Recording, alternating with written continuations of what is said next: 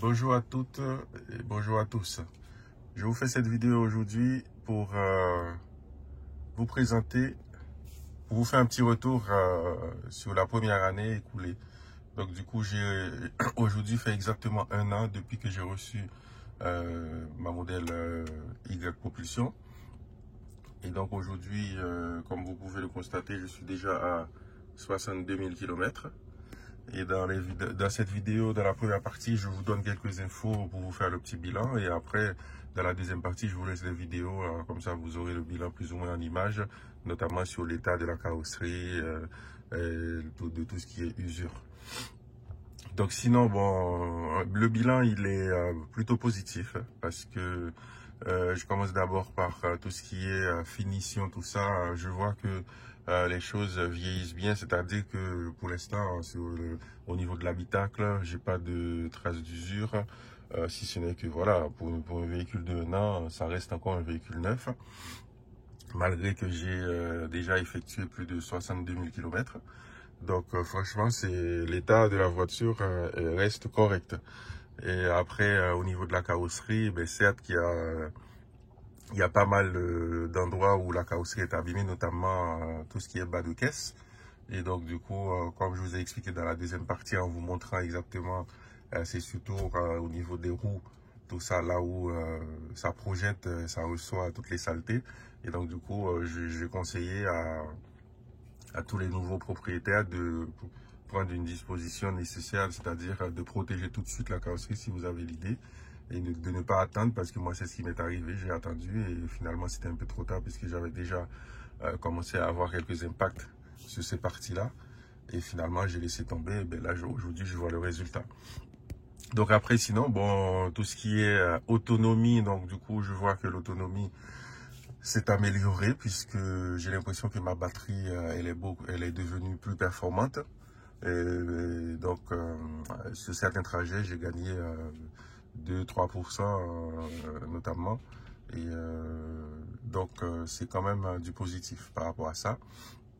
Côté logiciel, avec toutes les mises à jour, donc du coup, vous savez très bien que les véhicules Tesla n'arrêtent pas d'évoluer au niveau logiciel. Donc du coup, moi aujourd'hui, j'ai constaté qu'au niveau de l'autopilote, il y a beaucoup d'améliorations. Il y a eu beaucoup d'améliorations, notamment sur la reconnaissance des ronds-points, et ce qui n'existait pas avant.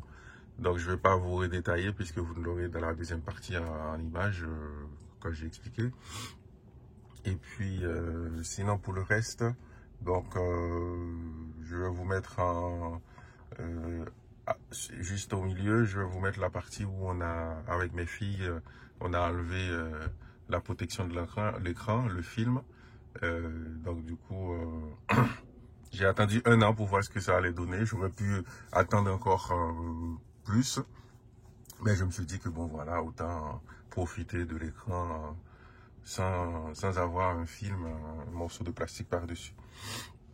Donc en tout cas, retour positif, le bilan est positif. Au niveau des pneus, tout ça, jusqu'à maintenant, j'ai pas encore remplacé les pneus. Et l'usure est correcte pour l'instant. Et puis, donc en tout cas, moi je suis satisfait de la voiture. Sauf qu'il y a toujours quelque chose qui reste, c'est cette histoire du prix.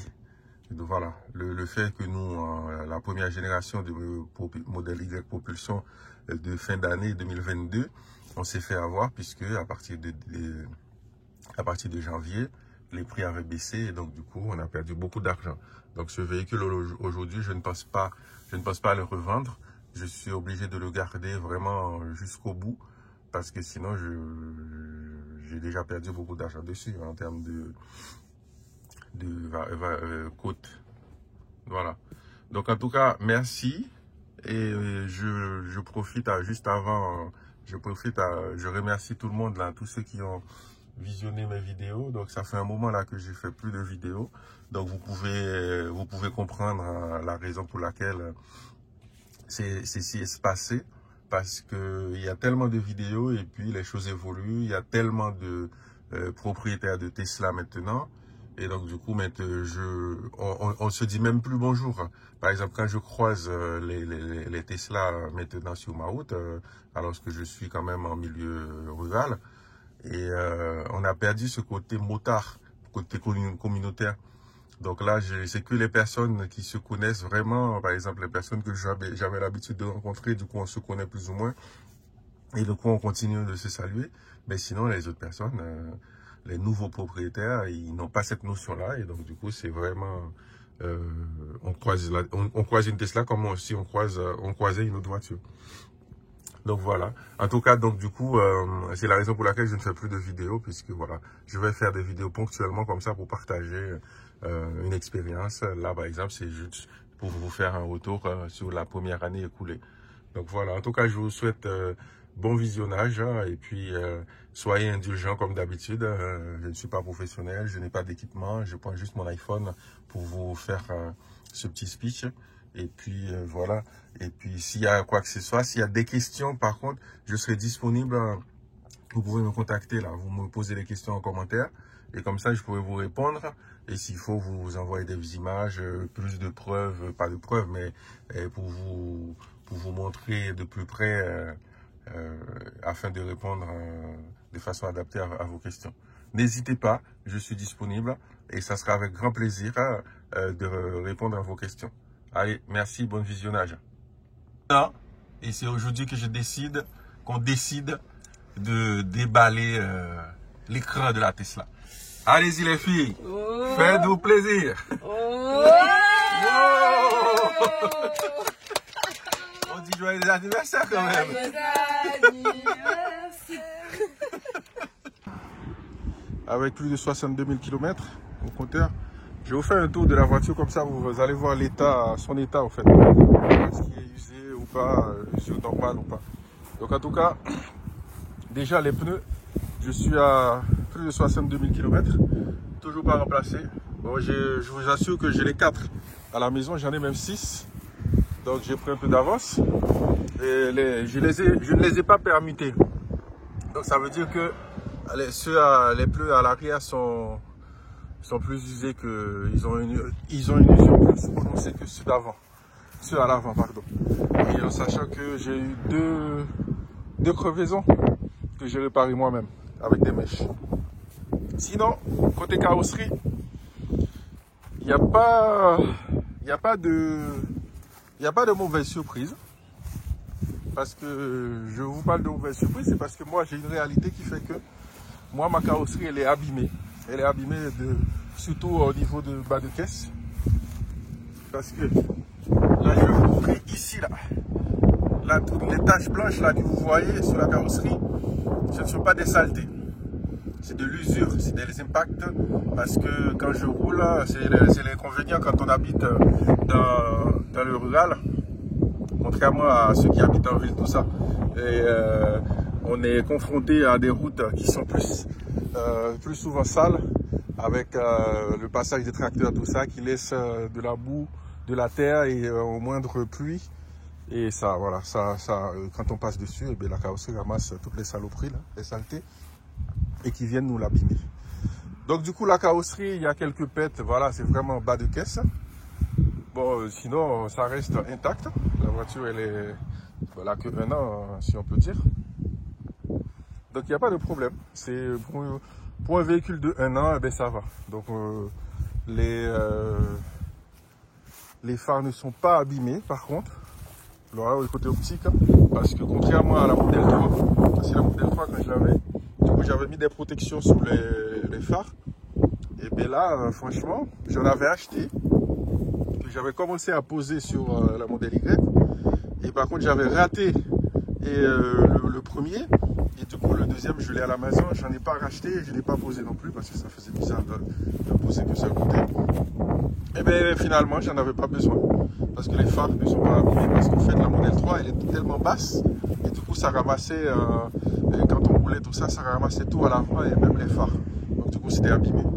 Donc la voiture elle n'a que 1 an parce qu'elle a été immatriculée en fin octobre 2022 et moi j'ai été livré le 16 novembre, donc du coup elle va avoir 1 an là, dans 2 jours. C'est la raison pour laquelle vous allez voir que sur mon pare-brise, du coup, j'ai déjà... Non, c'est pas la raison pour laquelle. Vous voyez sur mon pare-brise, j'ai déjà le contrôle technique. Et bien c'est parce que finalement, voilà, je suis passé en mode pro. Et parce que jusque-là, la voiture, elle était que ma voiture personnelle. Et maintenant, je l'utilise de temps en temps pour faire du Uber, pour faire du VTC. Et donc, du coup, ça fait encore plus de kilomètres. Après, voilà, au niveau de l'intérieur, il n'y a vraiment pas de... Il n'y a vraiment pas de choses à expliquer puisque, ben voilà, l'état, franchement, vous voyez, pour les tapis sur la vidéo, ça paraît un peu sale. À l'œil nu, ça va, ça voit que c'est toujours propre, c'est en bon état, mais bon, sauf que sur la vidéo, ça fait un peu sale. C'est pas de l'usure, c'est normal. Et ça marche dessus. Voilà. Je vous laisse regarder. Est-ce que ça vaut la peine de parler? Parce que de toute façon, vous pouvez constater vous-même et vous savez que Tesla a fait beaucoup d'améliorations ces derniers temps sur les finitions. Et donc, du coup, franchement, ça, c'est des petits accessoires que j'avais posés. Donc, voilà. Et je peux vous dire qu'en ce moment, la voiture, elle transporte beaucoup de gens.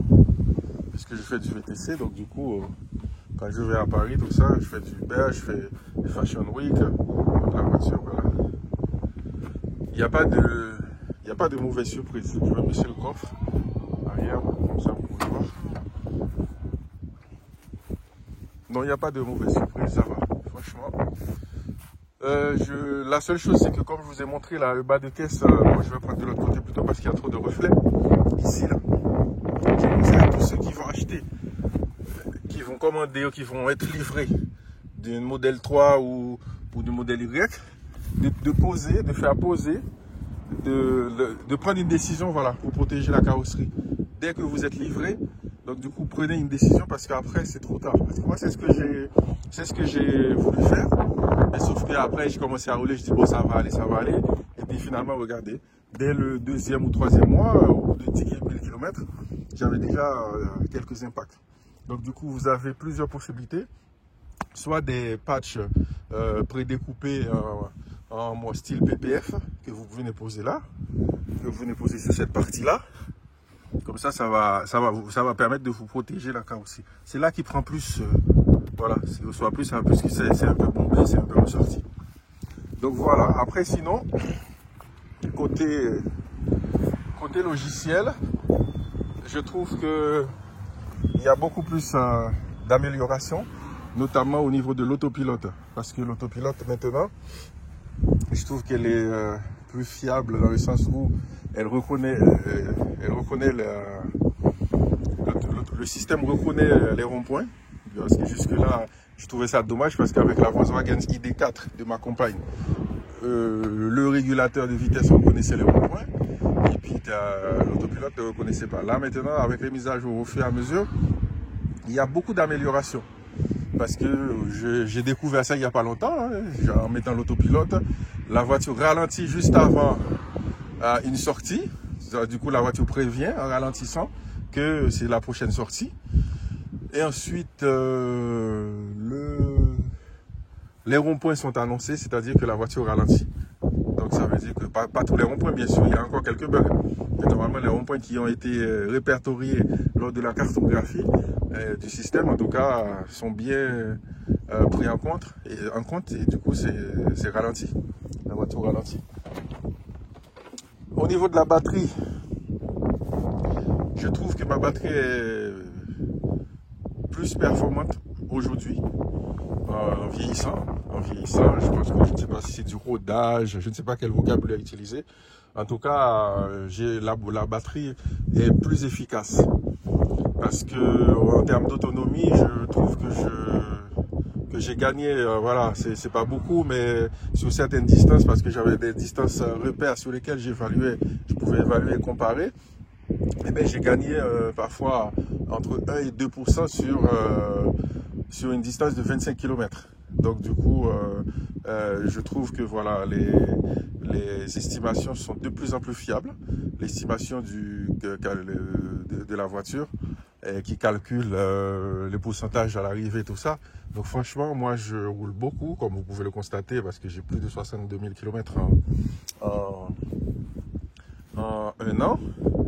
Et donc du coup, ben voilà, ça veut dire que je trouve que le système est beaucoup plus fiable. Et c'est la raison pour laquelle, moi franchement, je suis content, je suis fier de cette voiture, mais je ne regrette pas. La seule chose que je regrette, que je vais redire, parce que j'avais déjà fait une vidéo pour le signaler, eh bien, c'est les personnes qui sont comme moi, qui ont été achetées, qui ont commandé le modèle Y Propulsion avant janvier 2023, eh bien, se sont fait avoir parce que on a perdu beaucoup d'argent, parce qu'aujourd'hui, le prix que j'ai payé cette voiture, 52 500 €, j'aurais pu me payer un modèle grande autonomie. Voilà, grande autonomie, donc j'aurais plus d'autonomie avec 4 roues motrices là. Et en parlant de 4 roues motrices, je sens la différence en passer de modèle 3 long range à Y Propulsion. Je sens la différence surtout avec les pneus qui commencent à user là, surtout ceux à l'arrière. Et bien quand je suis sur sol mouillé et que j'accélère, et bien je sens, voilà, la voiture est moins stable parce que ça bouge et puis j'ai quelques secondes de retard. Et le temps que ça reprenne, ça veut dire que ça patine et que voilà, et puis ça part un peu dans tous les sens. Donc en tout cas, ça c'était la partie, pour vous montrer la partie de tout ce qui est usure. Donc du coup, vous voyez que la voiture est toujours là, au bout d'un an, après 62 000 km. Et donc du coup, eh ben, il n'y a pas grand chose à dire, hein. Les accessoires, toutes les choses sont là. Et donc du coup maintenant, il faut juste que je continue de rouler tranquillement et puis que je fasse très attention à tout ce que je peux éviter, par exemple pour le bas de caisse, tout ça, dès que je peux, j'essaye de faire attention, mais bon, sinon on ne peut pas toujours faire attention. Voilà. J'avais ajouté, justement pour le bas de caisse, j'avais ajouté des garde-boue qui sont plus ou moins efficaces, parce que ça réduit au fait, ça réduit les impacts et les saletés qui viennent coller sur la carrosserie, sur le bas de caisse. Et par contre, c'est pas très solide, parce que dès que on touche les rebords des trottoirs, surtout à Paris, les trottoirs sont parfois très hauts, les rebords. Et donc du coup ça casse, vous voyez, voilà, ça casse, et puis donc du coup c'est moins solide, donc du coup il va falloir que je trouve un système pour le fixer, parce que c'est désolidarisé quelque part. Voilà.